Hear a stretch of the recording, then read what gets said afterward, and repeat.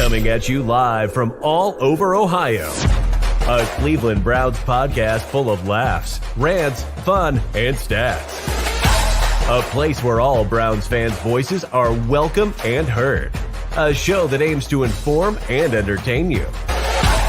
Ladies and gentlemen, welcome to the Barking Browns Show.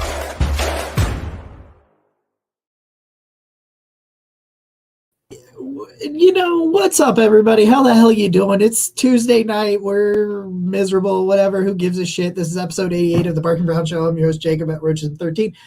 Joined by Mr. Nick Carnes, my wonderful co-host at Carnesies817 on Twitter. We are brought to you, as always, by our friends over at Homage Apparel. Nick, how are you this evening? You know what, Jacob? Entering the show, pre-show, we were talking and venting a little bit of our frustrations. And I was wondering, I was like, well, what are we going to do today? How do we get through this and dissect it? And I was thinking that, you know, we've been here before, right? As sad as that is, we've been here before. We've made it through. Well, we've gotten excited for the Browns all over again. And I know that's hard to hear right now, but it's the truth. And so I don't know where exactly this show is going to go, but I know we've done this already. And honestly, having a quarterback that I saw a lot of things I liked from gives me way more hope than I think I had previously. So you mentioned that we were presented by our friends at Homage. And I just want to say, I got my NBA Jam, Donovan Mitchell, Darius Garland shirt. And despite the fact that they lost yesterday, it's wonderful. It's soft. It's cozy. We love Homage. You love Homage. I just shared Christmas Eve was the anniversary of Jamie Meter, the pierogi Prince of Parma, blocking the Chargers field goal and giving the Browns their single victory on Christmas Eve. There's a Browns pierogi power shirt that if you haven't seen, you have to see it. It's wonderful. That's my intro. That's my opening. That's what I got. The thing is that sometimes I think about this a lot, and I think about when things are bad, like they're kind of bad right now, and you're 6-9. I think about 1-31. I always come back to 1-31, and like that's not to excuse mediocrity. Like don't misunderstand that. But I'm like, boy, how far have we come though since those days where it was like I can remember. That I worked at the prison at the time. I used to work at a women's maximum security prison. For anybody that didn't know that about me, I worked there for a couple of years. And at the time of that Christmas Eve game, I had gotten off work at 7 a.m. and gotten up and was watching the end of that game before I was going to go to work at 7 p.m. to work, another 12 hours and stuff like that. And I could just remember like having this pep in my step over one win on Christmas Eve that they barely got, that without the great Jamie Meter, they would not have got. And it just puts like all of this shit into retrospect, and you're just kind of like, okay, whatever, man. Like, it's fine. It's going to be fine. Don't worry about it. You asked me pregame kind of about, what are we going to do? What are we going to talk about and all that stuff? And I got a lot of things I want to talk about that are very serious, but I also feel like you and I were talking about some really funny, like around the NFL, like storylines, some funny and interesting things like the Russell Wilson thing and some things like that are going on. And I thought that maybe we could, go that way. At some point, we'll have some conversations about some of the things that we think are really, really funny. I do want to start with one just because this is fresh off my mind. I don't want to forget about that. Did you see the Derwin James hit last night? Yes, I did. Okay, so would you have it? Should he have been ejected? I think he should have. It's close, right? I saw there was a lot of debate about if it's helmet to helmet, and it's like it's in the neck area, right? And so. Yeah. I think I ultimately arrived at, despite the fact that maybe it's not helmet to helmet, it's still the neck. And you can't go there. You can't go there. And so I think I side with ejecting him. I think when he lowered the crown of something, like your head goes down and you used the crown of your helmet, and you launched it up towards him. It ended with both of you guys being in concussion protocol. I think that's the part that you go, that's why it's that rule. That's why it's there. That's what it's for. I just wanted to get that one out there because I got seeing some of the conversations around that I wanted to do. So let's start with the offense. We got to start with the offense. We always start with the offense. Josh is checking in. What's up, dude? I had a great Christmas. I hope you had a great Christmas. I hope you safely got to all of your singing. What's the word I'm looking for? Commitments. Your singing commitments that you had. I don't know why I couldn't think of the word commitments. Sometimes there's words that just escape me. I say so many other words that I don't know other certain words. So we're always going to start with the offense. And there's this, I called this episode, The Curious Case of Kevin Stefanski. I don't really know why, but I did. And I think in the end, we'll talk, I think, towards the back end of this episode, kind of where we are with him overall and what that means. But, there was a lot of talk about not running the ball. They should have ran the ball more. They should have done this. They shouldn't have thrown it as many times. I was looking at some of the numbers, and it's very, very interesting. Ethan Posick, that's what I've learned. I'm pretty sure I've been saying his name wrong the whole time. I'm pretty sure it's Posick. Anyway, Ethan Posick makes his return. This is interesting because I initially had to listen to it. It wasn't on TV, so I actually listened to the game and watched some of it on NFL Red Zone. I have since gone back and watched it, but these numbers really surprised me when you talk about, I couldn't understand why everybody were calling, oh, you need to run it more, you need to do this, to stop throwing it so much, because the highest graded offensive lineman in run blocking on PFF was Ethan Posick at a 62. You did not have another lineman post a 60 or above.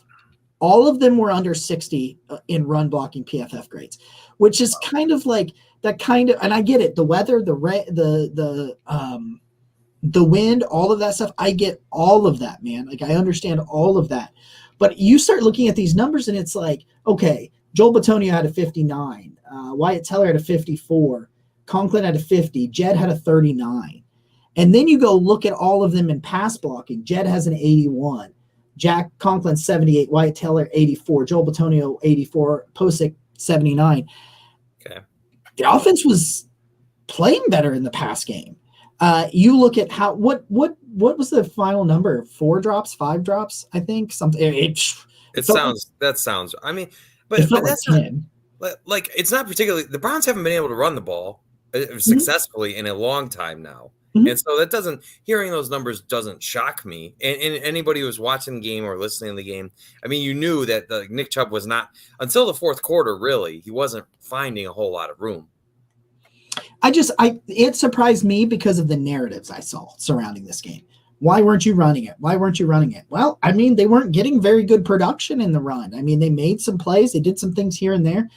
But I thought that in terms of the thing that I wanted, the thing that you wanted out of these final games was watching Watson.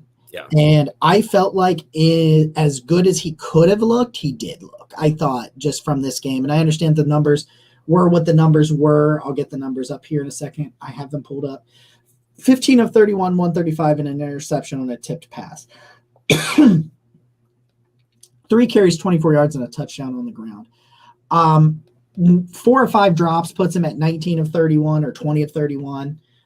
They dropped 3 touchdowns. Yeah, that's 3 touchdowns. That's what I tweeted about. Everybody's yelling at Stefanski for throwing the ball too much. They're yelling at Stefanski for his game plan, all this stuff, and it's like, if you did your job, you would have won. This is a big point of contention for me because I tweeted that the Browns let Deshaun Watson down in that loss, and I strongly believe it. I don't think Watson was perfect by any means, but when you drop 3 touchdowns, including 2 that would have tied the game and 1 that would have put you up big nicely, you would have been up 14-0. And that, I mean, in that weather, in that game, I think you get the Saints in a position where they more than likely have to throw, and we've talked about that. But I just think yes, I will say Watson had Amari Cooper wide open going to the end zone. He just missed him. He put too much air under it, and I wanted so bad for him to hit that throw. But overall though, and there was another play where Watson threads the ball over the defender's hand, and Njoku is open in the red zone. And I don't know if Njoku just didn't see it or not, but there were a lot of plays there where, and Deshaun led them down the field, right? He converted it like third and long, fourth down, and gets them into to the red zone, and then throws 2 catchable balls in the end zone. And so, yes, I'm not saying Watson was perfect, but did he play well enough for the Browns to win that game? I think absolutely he did. My question is, did he play good enough to show that he's progressing? And my answer was yes. Yeah. Yeah. Sorry, I just want to say the narrative that he can't play in the cold, he played well enough for the Browns to win. In the cold is cold. Like, you know what? God bless the people that sat out there. My goodness. And now listen, our friend Coltrane with Network 216 over on the Yard Dogs podcast, he's now sick. Yeah. That's what happens when you're that dedicated to the Browns. You get sick. Sick from watching that shit and sick from sitting in the cold. Josh said everything went well. He didn't get home till 1 a.m. on Christmas. Wow, that's crazy. He got some really cool Browns mini stress football, a mug, Miles Garrett. That's a great haul, Josh. That's awesome, man. Sure is. I got this. I haven't put it up yet. My brother got me this little thing. Look at this. Ooh, welcome to the dog pound. Okay. Yeah, I like it. I remembered right as we were getting ready to go live that I meant to put it up, and I just haven't put it up yet. So I that's on me.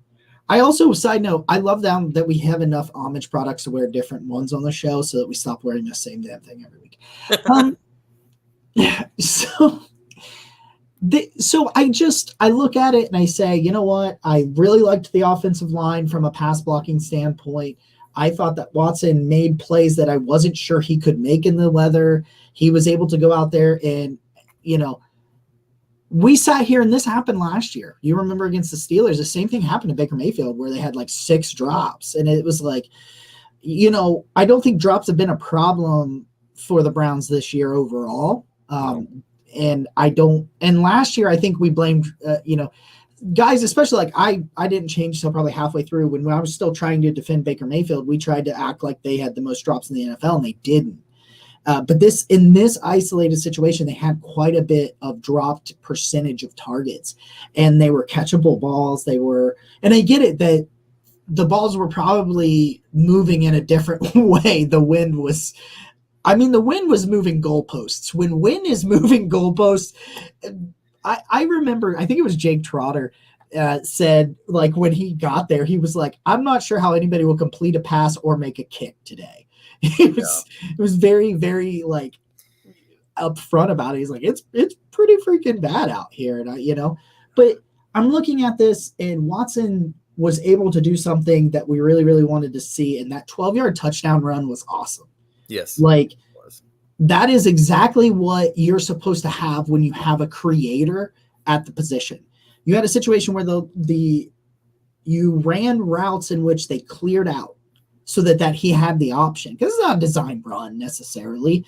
I mean, they may have told him, hey, if you drop back and no one's open right away, just run, because they're running routes that clears out the defenders. But like they drop back, nothing's there. He runs it in. That's exactly what you pay $230 million for, that type of difference maker. So again, we see more and more plays that he makes each week that makes us go, okay, like, that is what you wanted. There's some debatable stuff, but I would just go ahead. when Deshaun consistently, like, so you're down a touchdown and you're on that final drive, and when Deshaun is throwing these balls, converting third and long, fourth down, like you waited so long. I think that's the toughest part, is that you finally see this quarterback who he's calm with the game on the line. all the pressure's on him there. It's cold. They have every reason not to win the game, and obviously they don't. But you're going to tie the game, and I just think he got them so far. He got them right there to win the game, and then just the inability to reward him with catching one of those touchdowns to tie the game is just so. I think that's why I'm so dejected, is because we finally saw a quarterback that, yes, things didn't go right for you in this game. There were mistakes. There were errors. The ball clanged off David Bell's hands, and that's a pick.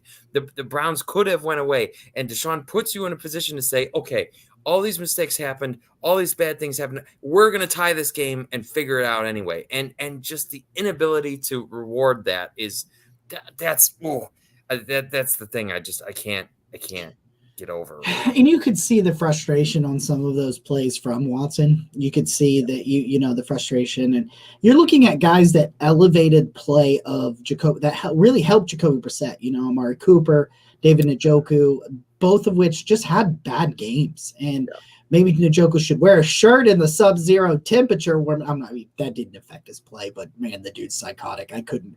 He said he was going to do it, and then he did it. I was like, you madman. Holy shit. But, you know, these guys that have been so big this year, they just weren't on Saturday, and it just really hurt from that standpoint. But overall, when they lost to Cincy, I was done with the playoffs. Like, I was like, you know what? Just get better. Let's look towards 2023. Let me start diving into some draft tape. Let's do those sorts of things. Like, let's just move past that. Of course, then they beat Baltimore, and some things start falling into place. And you know me, I'm like, oh yeah, let's go, baby. Like let's do it. You know, against my better judgment, which the rational person inside of me was like, okay, I know. Hold on, let's pump the brakes on that one. But you know, it is what it is. We get there. Okay, so overall, the offense, I told you this last week, man. There was just not a lot you were going to learn from this game.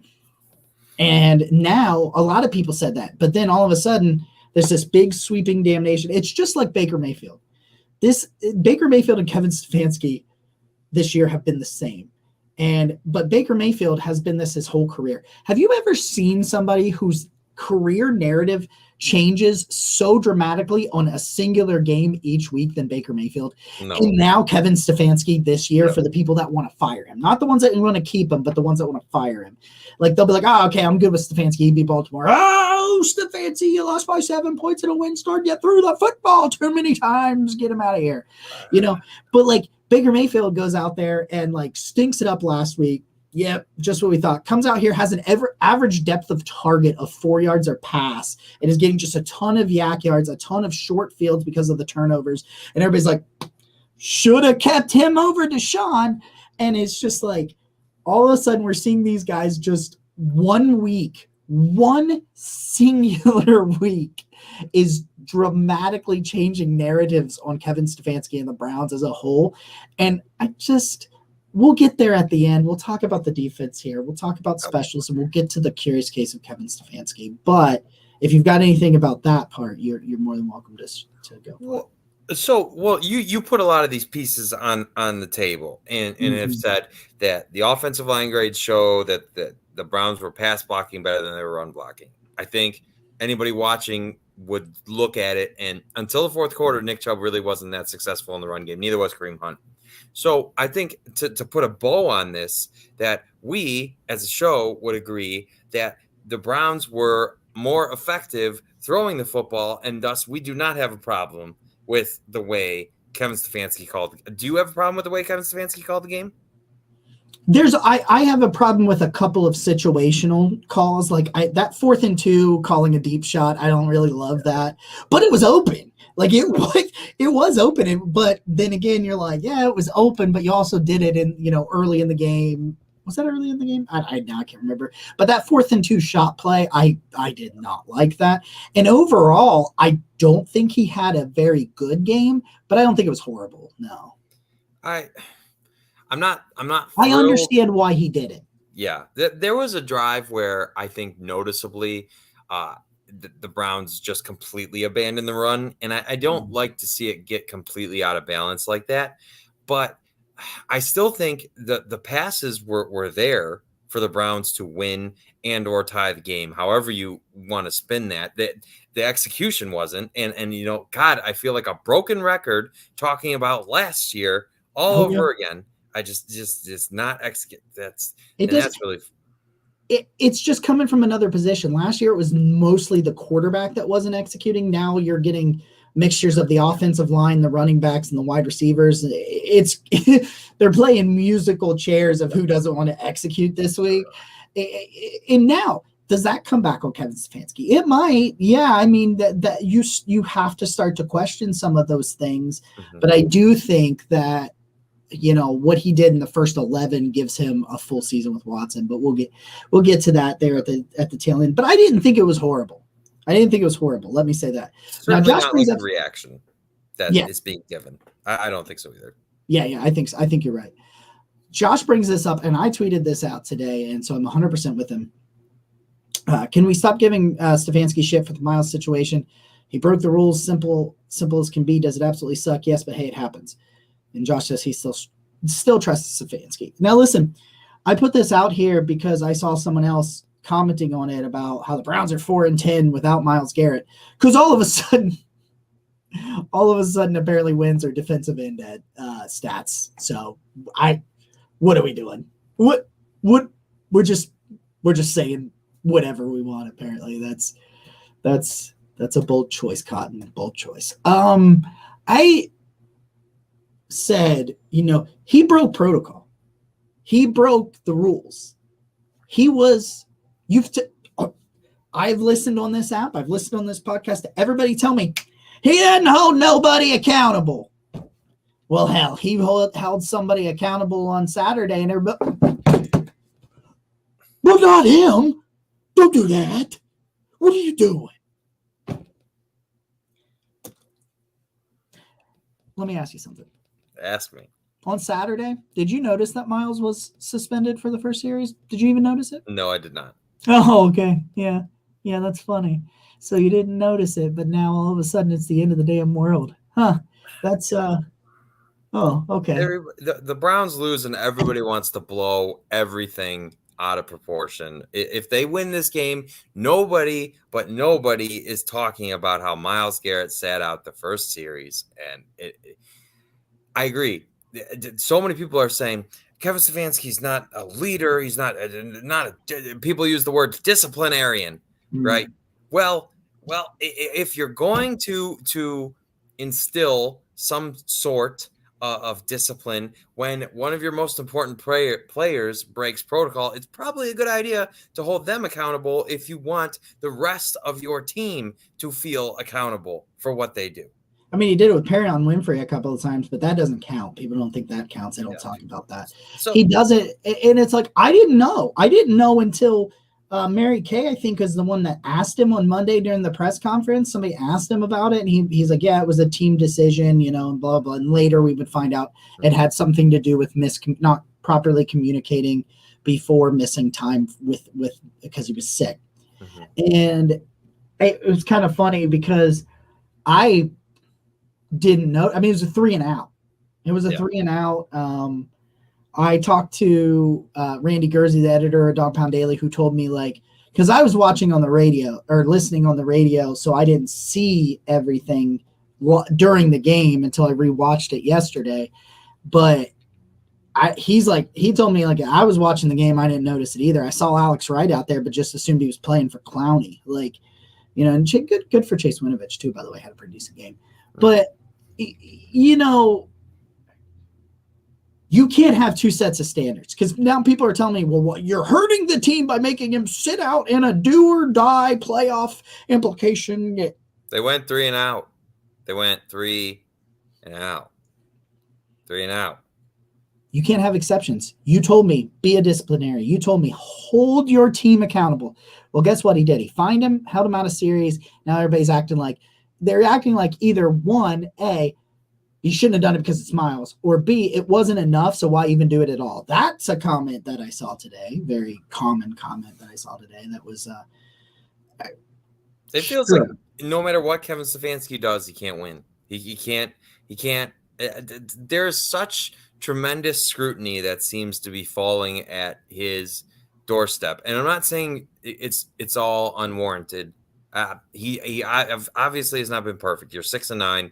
You haven't been perfect. However, if Myles Garrett breaks protocol and you are doing to him the same thing you did to Perion Winfrey, how do we have a problem with that? Especially, it's not like the Saints marched right down the field and that was one of their most important drives or anything like that. They went 3 and out. Why? He only played 36 of the 54 snaps anyway. So how if there was something serious to it, if Andy Dalton had been able to sit back there and have all day on that drive, right? Then you say, okay, the Browns are missing Myles Garrett. That's a big deal. Okay, let's discuss this. But there's nothing. How is this a huge topic of discussion when the Saints did not produce anything from the drive that Myles Garrett was not in? You didn't know about it until they told you 2 days after the game.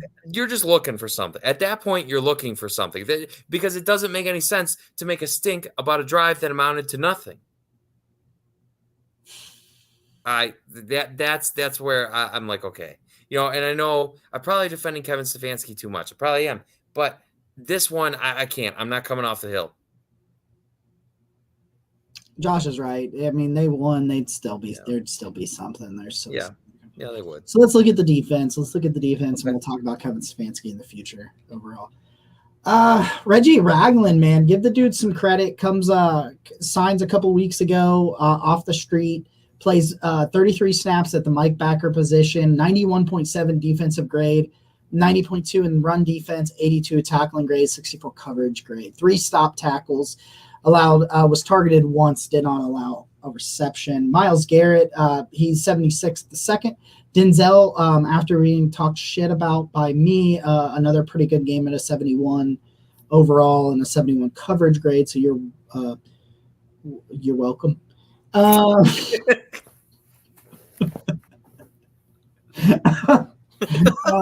Chase Winovich, best game, I think, as a Brown, a 71.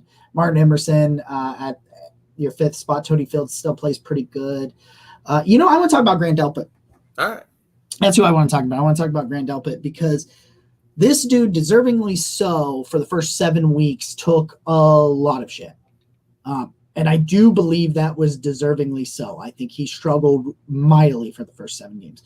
But since the Bengals game, week 8, now granted, the second Bengals game, he did bite hard on that flea flicker. So it wasn't perfect after week 8. And he's probably going to be the first to tell you, yeah, I got fooled on that. And it happens. Like, that happens. But it was about as bad as a fool. Good for Joe Burrow on that. But I think Grant Delpit is starting to show why you also can't assess drafts until you've seen 3 full seasons, I think. And this is still only his second season that he's played. And everybody talks about how bad Andrew Berry is. And yet all of a sudden, Perion Winfrey's playing really, really well. Grant Delpit is playing really well. Donovan Peoples-Jones has proved to be a number 2 wide receiver in this league, and he was a 6th round pick. I talked shit about Cade York, and he made both of his kicks in the win. So you're welcome. I'm on a roll here, man. Who am I going to talk shit about this week so that they're awesome? I'm just asking for next year. Can you just really pile it on Jacob Phillips for me? Just I'll do it to everybody. All of y'all suck. I'll put that out every day, and then boom, 17-0 season. I'm guaranteed coming in here. But you're looking at this is the thing that gets me. Grant Delpit struggled pretty mightily tackling. That was the thing. We were seeing these missed tackles from Grant Delpit. Look at him for the first 7 games. You're looking at his missed tackles. Here we go. 1, 2, 3, 4, 5, 6 missed tackles. Okay. He's had 3 since week 8. So he's cut it in half in more games. So 1, 2, 3, 4, 5, 6, 7, 8, 9 games. 9 games. He has cracked it down. He misses 1 tackle again. He's got it all the way down to an 8.9% miss rate, 9 missed tackles. He got another interception. I know it was off a tip drill, but he has a bit of a knack for being in the right place at the right time. Sure. Sometimes you just need to be able to do that. Mm-hmm. He doesn't look confused. He looks like he's lining up in the right position. Looks like he's reading and diagnosing what's happening in front of him correctly. I don't know. I've been really impressed with Grant Delpit. I mean, there's been some bad moments, the flea flicker, and, he's let up some catches here and there, but he's really limiting the yards after the catch. And just, I don't know, man. I think for a guy that really struggled out the gate, and he kind of had a roller coaster last year after, they always say the first year back from the Achilles tear, you're not 100% anyway. So that was last year, and you're looking at this. You're now seeing some of these guys that the Browns drafted, and they drafted a lot of traits, and they drafted a lot of guys that needed some time to develop. And these guys are starting to turn the corner and starting to be solid contributors. And for a safety room that I didn't want to bring any of them back in 2023 and the way it was going, I feel pretty good knowing that Grant Delpit will be in it. I do too. And I think this all relates back to a pre-show conversation we had, because now I have complaints about the defense, but let's put this into perspective a little bit. They gave up 17 points. So 244 yards of offense. That's 244 yards and 17 points. Now, that to me isn't the disaster that many are acting like it is. I despise the fact that the Saints were able to line up in Wildcat and just shove it down your throat. I hate that. That's a problem in itself. But the overall performance of the defense is still 17 points, 244 yards, which, and I understand the cold made that more difficult on the Saints. I get that. But I still think that you are seeing some, and you mentioned Perion Winfrey, talk about Grant Delpit, Denzel Ward all of a sudden playing a little better. Greg Newsom's starting to come around in the slot. And I want to say a piece to this too is one of my greatest fears was that Denzel Ward was going to continue to play poorly. Mm-hmm. And I'm not saying he won't anymore, but just seeing encouraging games from him when fresh off being paid is definitely something that I feel a lot better about.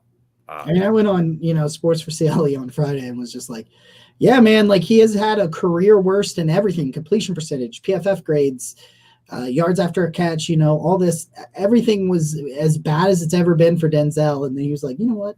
Fuck you. It's great. Josh wants to know what's up with that cup you got going on over there. Oh, cup! It's from the Brown, one of the Browns games. I'm not sure which one, but I have one of I think I have a Joel and a Nick Chubb. Okay, this is the longest tenured Cleveland Brown right here. I love those because you can get free refills. You sure can. You shouldn't, though, because that's a lot of sugar. Like, if you get a soda in that thing, dude, you should not go back. You're going to be dehydrated. But you know what? It's game day. Yuck it up, baby. You know what I really love? Just side note. It's had nothing to do with the Browns. I really love when, and now I can't think of the guy's name, and I feel, like, horrible about it. But whenever I watch the Cavs, and he tells me to kick back and crack open my favorite beverage, I love it every damn time. Every time. What is the dude's name? Why can't I think of his name? The Cavs announcer. Yeah. Is it Fratello? No. Oh no, my goodness. This is embarrassing. I mean, to be fair to me, no, I should know his name. Is it Brad Doherty? No. Brad Doherty is one of them. He's one of the guys that's on there, but I don't. Yeah, Brad, but he's not. Oh, is it Mike Fratello? It is Fratello. I knew it was Fratello. Okay. Yeah, it's Fratello. I really like it when he tells me to crack open my favorite beverage, regardless of what day of the week it is. You know what? I'd like to talk about that for a second. I was just talking to Avita about this. It's really cool how the Cavs have these different eras of like being great. And they have all these different generations of guys that have stayed around the team that are doing announcing, commentating. The pre and post game shows are really good with Campy and Austin Carr and like I said, Fratello and now Brad Doherty. And I love that so much. And Brad loves the Cavs, man.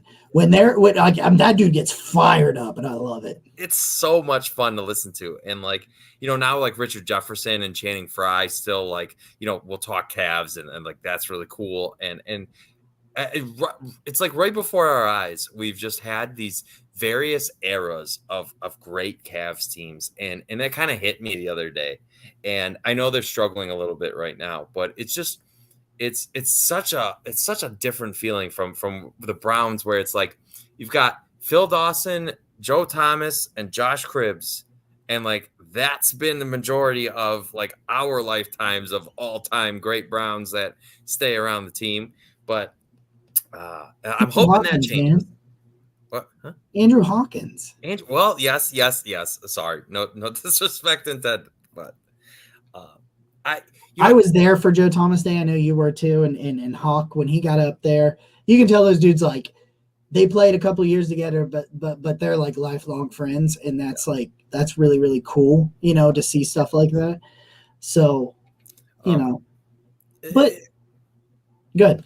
Just I know we're in the defense. We talk a little bit about the couple guys. Overarching, any more thoughts on the defense from you? Because I do have a question I want to ask you. Defensively, not really. I mean, I would definitely make sure you have Reggie Ragland in camp. I know it's one game, but anytime one dude can play like that at a position that has been, for one, it's been decimated by injuries. Like you've lost like, what's it, like 4 starting linebackers are on IR, like something like that. And I think like 2 or 3 more have missed time on top of that, like that may not be on IR. And so, and you've been trying to figure this out. And Jacob Phillips, before he goes on IR, was not good. Like, sorry, I had the hiccups. But, like, he was not good. So even if he's healthy, you still had some issues at the position. I really hope Anthony Walker's healthy, and I would definitely bring him back.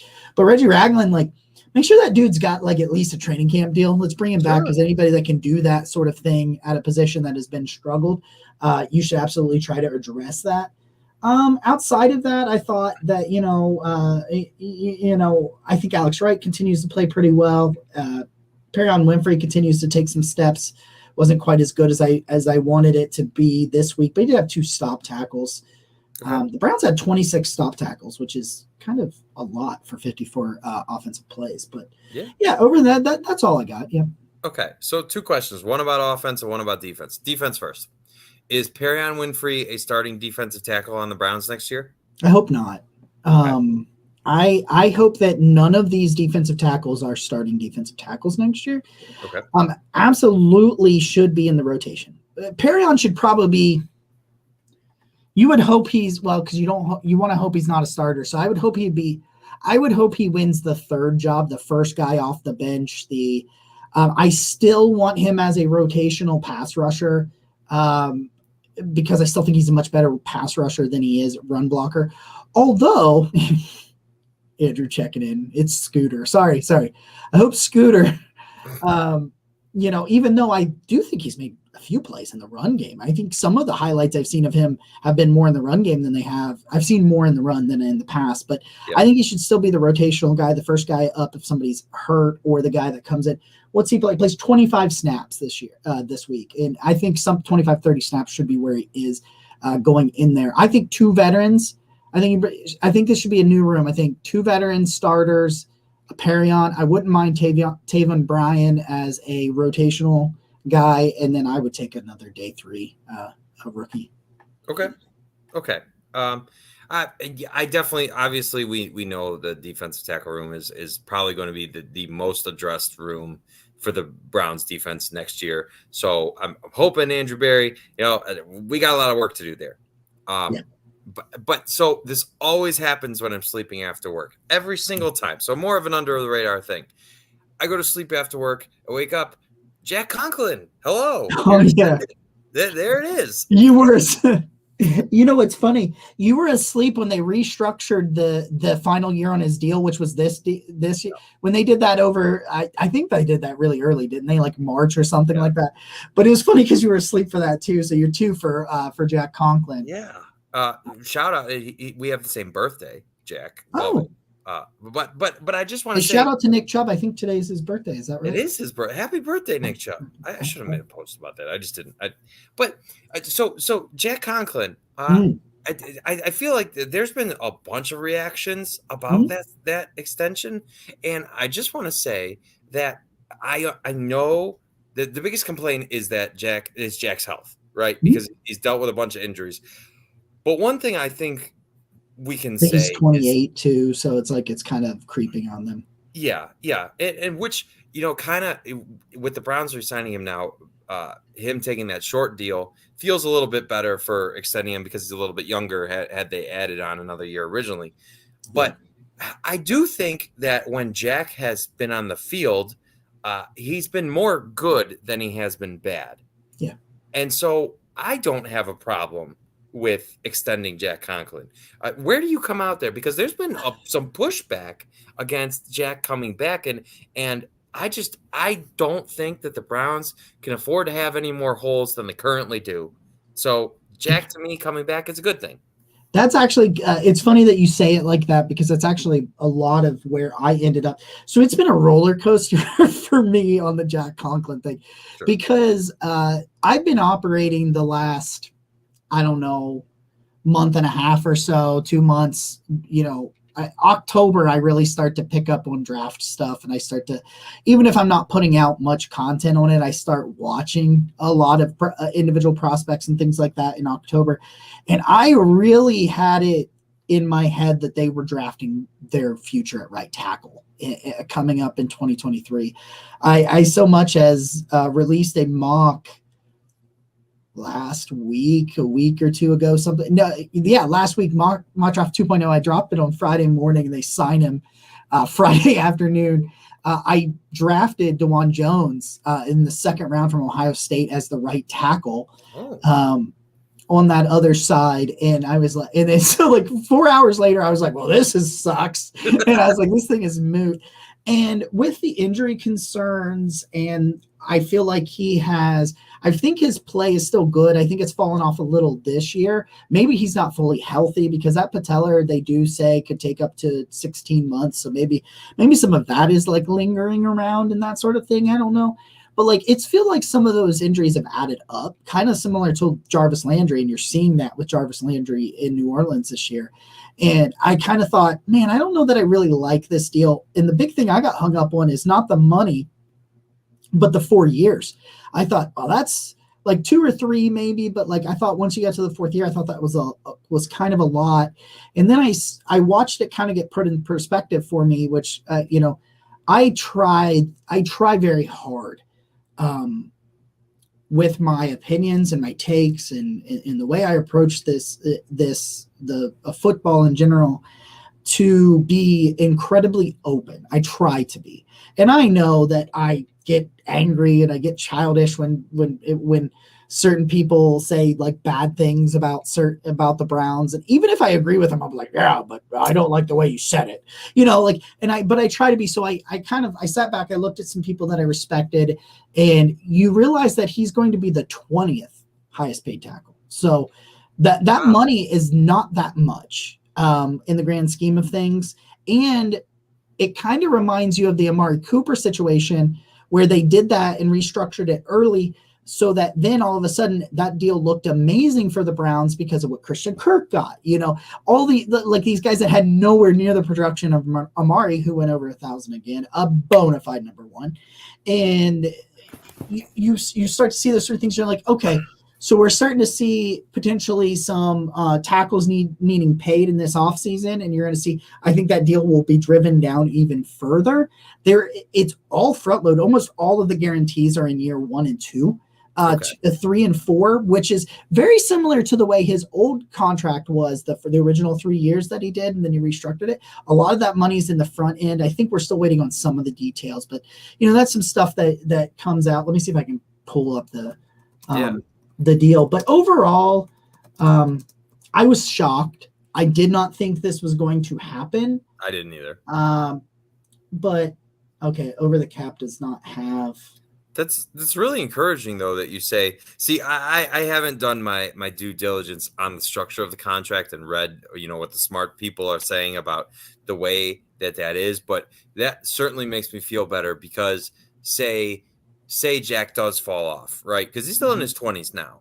Say he does fall off. Well, you can probably, very similar to a lot of Andrew Berry deals, you can cut bait later in the deal, and that doesn't hurt you. Whereas there's an out after the second year. Okay, so I still think now it makes sense to sign Jack, and have him, especially when you know, and maybe the Browns know as well that he'll be more right going into next year than he was coming into this one. And I do think, you mentioned some of his pass blocking grade from this week, and obviously nobody run blocked very well, but there is something to be said for cohesion on that line. You at this point only so then Posick and Jedrick Wills are the only guys, and I do believe that the Browns will pick up Jedrick Wills' 5th-year option. I think he's going into year 4 next year. Correct me if yeah. They have to pick up his option in the offseason. Okay, they have to make a decision about it. Okay, but so at minimum, your guard tackle should be the same entering next year, and we'll see about center. You're pretty much looking at it. I saw Jack Duffin talked about this, about the money being on the front end, but I don't see the full details being up on over the cap yet. But when they are, we'll talk about those. Hopefully, I would assume next week they'll be up, because usually it takes a few days for that to get out. And plus, right now you're looking at, in MC checks in. He brings up a good point. It was probably a good move. Too many other holes to fill in the offseason. Yeah. I made a tweet a little bit later after I had read some things and kind of said, I think I'm coming around on this deal a little bit more, because as scared as I am about his injuries history, I think it's even scarier to try to replace him right now. Which is exactly what you just said. It may be much harder to find somebody like this was the thing with Baker Mayfield, why I kept thinking he would be here.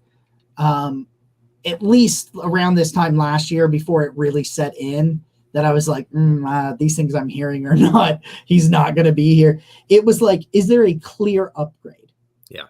So apply that to Jack Conklin and maybe George Fant, but I don't even know if he'll make it to the free agency market. And it's a maybe, you know what I mean? So it's so I kind of came around. I was like, it's kind of scarier to think about him not, you trying to figure it out. So yeah, Corey Kinnan from Browns Wire was talking about this on Twitter earlier this week. He was like, you're now looking at going into next year, like you said, the center, that's it. That's the only one not under contract for next year. Because I think they keep saying that they think that this Jack Conklin thing leads to moving him to left tackle and then Jed back, or it means people were like, I don't think this Jack Conklin deal has any impact on Jedrick Wills, other than it could mean they don't extend him. I think they'll pick up his 5th-year option, but I don't know that they'll extend him. I don't think they extend him long-term. Not right now. They're not going to extend him long-term this offseason. That I feel pretty good about. I do think they'll pick it up, and I think they should, because I think he's been average. And again, get me a clear upgrade. And I'm not sure you can unless you got a top 10 pick in the NFL draft, and you don't. Especially, I know the 5th-year option is more expensive, but next year you still have him cheaply, and then at least when you get to the 5th-year option, then Joel Bitonio maybe Joel Bitonio is coming to where he because I mean he's your longest tenured Brown. Maybe he's thinking about retirement. Maybe there's some other moving pieces there because obviously you can't pay every offensive lineman high money, which it does make me feel better. I did not know that Conklin's deal came in at the 20th highest paid tackle. That feels like value, because I do feel like Conklin is better than 20 tackles in the NFL. Yeah, so here you're looking at, I don't know where it ranks amongst right tackles, but it's not as. Sometimes we see these numbers and we forget how much money everybody else is making, I think. Because I did the same thing, and then I see, it's a 20th, and I'm like, calm, you know what I mean? It's like, let's pump the brakes. Andrew weighs in and says his number one priority is Posick. Me too. I really like what he's done this year. Although, God, I do like Nick Harris. If you put a gun to my head right now, I'd say they let him walk.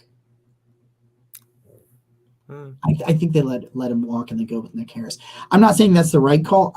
Something tells me that, but it also depends because you're looking at how much money is Posick going to get off of 1 year in which he missed 4 games, which is not a lot. And he's played pretty well this week, not quite as good as he had been, but nobody did. So I think the conditions might have had a little bit to do with it. But so is there an opportunity to re-sign him for a year at $8 million or something, like something under 10? Because he signed for like the vet minimum this year, I believe. It wasn't much. Yeah. I mean, he actually had a second contract. He was a former second round pick. He was there 5 years with Seattle. He had signed like a 1-year deal with them. After his rookie contract, he comes here with a 1-year deal and basically the veteran minimum to be the backup, and then comes out and just balls out. I would absolutely like to have him back, but the Conklin thing made me go, is there money? Yeah, there's money. They're going to restructure. They're going to do, they're going to cut some people. I mean, there's 43. I was going right there too. We've done the numbers, right? Have we done the numbers on this show? I don't think I have. So I did this for an article the other day in which I was talking about this on Dog Pound Daily. So if you look at John Johnson's contract for post June 1, which is what they did with Austin Hooper, if they cut him post June 1, they will only have $3.75 million in dead cap. They will save $9.75 million in dead cap, and they've got some void years and some stuff on, but yeah, not nearly $10 million in savings if they cut him with a post June 1 designation. So please that's do a big that. one right there. That I don't see any way John Johnson returns to this roster. I don't think so. Not on that deal anyway.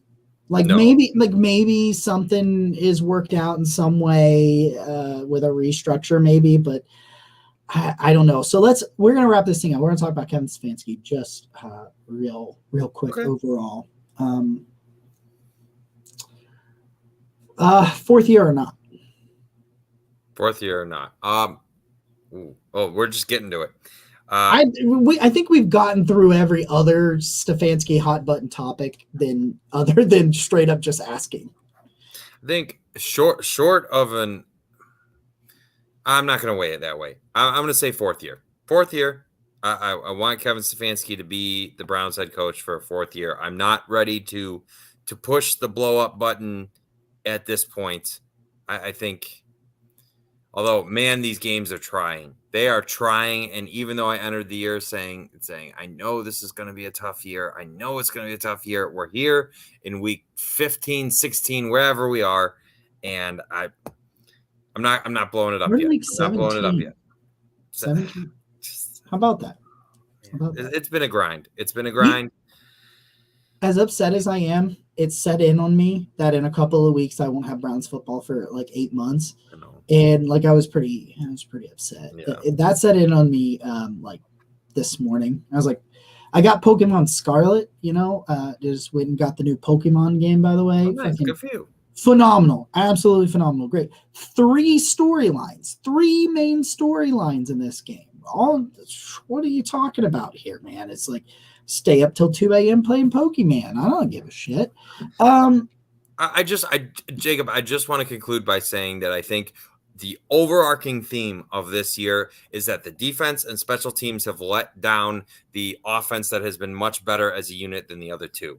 And based on that, I would like Kevin Stefanski to return next year, just because I'm not doing this whole fresh head coach thing again. I can't do it with Deshaun. And everything is no. I can't do it. No. I believe Watson when he says part of why he came here was Kevin Stefanski. I do understand that, like, that's not it. That's not everything. That's not, all these people are the money. Yeah, but he was going to get paid anywhere. Anywhere he went, he was going to get paid. And you even have reports out of Atlanta that they were pissed that they didn't get the chance to match the Browns' $230 million fully guaranteed deal. So there's those as well. But I do believe that sort of thing. I do believe that this team was a top 10 efficiency with Jacoby Brissett. Jacoby Brissett put up career numbers with Kevin Stefanski, and like significant career numbers, like nearly 5% more completion percentage. He had never, I'm pretty positive he never like averaged 200 yards a game throwing, and he averaged over 200 yards a game throwing this season, So you're looking at all this stuff, and I say, he gets a difference maker for the first time. That difference maker is not going to be shaking off rust at the beginning of the year. He's got that opportunity to do that down the stretch. I think he has been let down by his defensive coordinator. I think that there were some issues there where maybe he should have probably made a move this past offseason.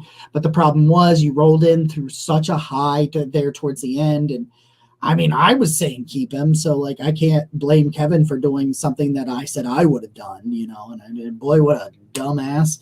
And did I tell you that I got yelled at by Twitter for trying to say what a fucking idiot, but I was quote tweeting myself, and they were like, B, you shouldn't. Don't talk like that. That's mean. And I'm like, it's me. I can say that. Like I can say that I'm an idiot. Like that was fun.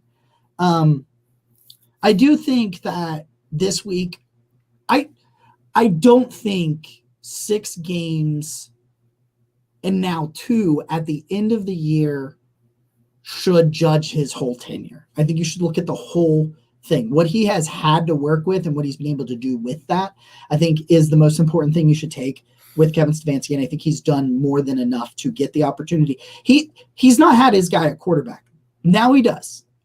Let him. You don't have to give him all season next year. Like you start out 0-5, by all means fire him. By all means.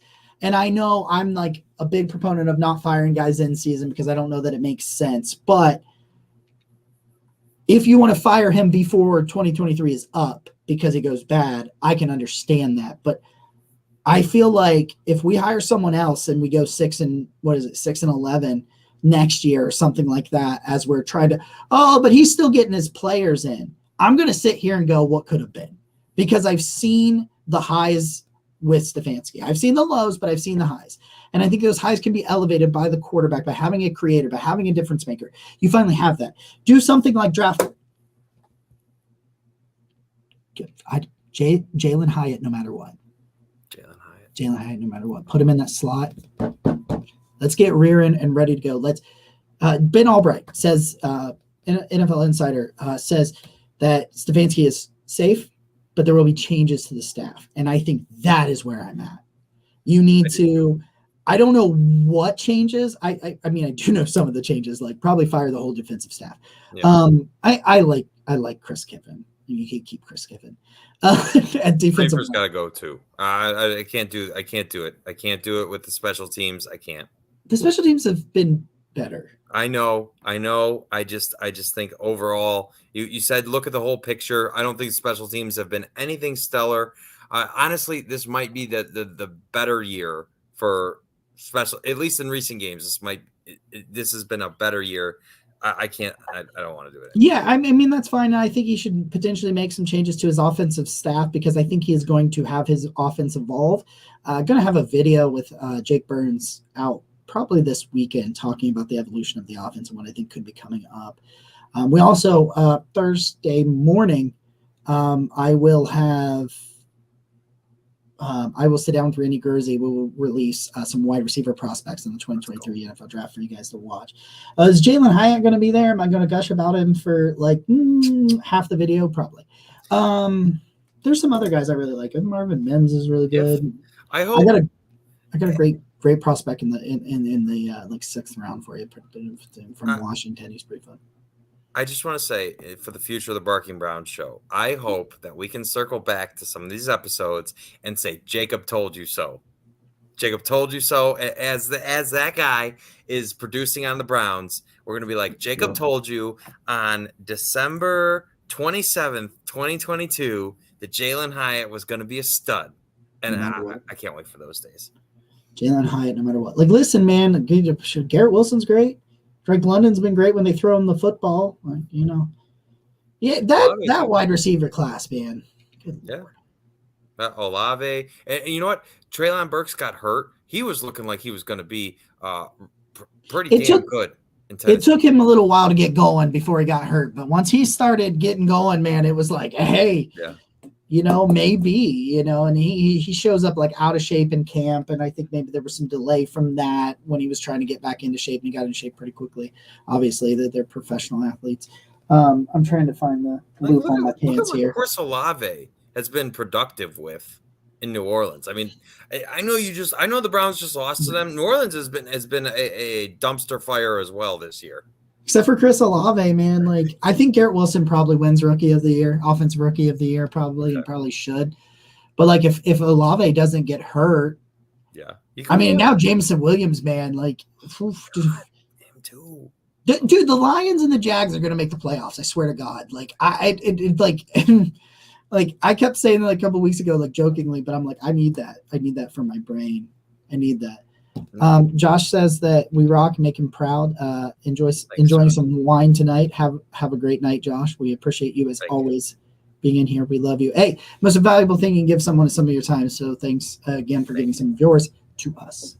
I will say one final note. If the Browns could get, like you mentioned, the Jaguars, Doug Peterson has completely turned that team around. Yeah. So if the Browns knew that they could get somebody that had a whole lot of credentials that wants to work with Deshaun Watson and this team, I could buy into. I could buy into. I'm not jumping off the Kevin Stefanski ship, but I'm just saying, you look around the NFL and there's teams that turn it around all the time. Right or wrong, Deshaun Watson will have a say in his head coach. I think so too. I think, and that matters. It matters. So all the more reason that these last two games are really important. Right or wrong, they're important and they're going to matter. So, with that being said, this has been episode 88, the Jalen Hyatt episode of the Barking Browns Show. I'm Nick. He's Jacob. Go Browns. Woo!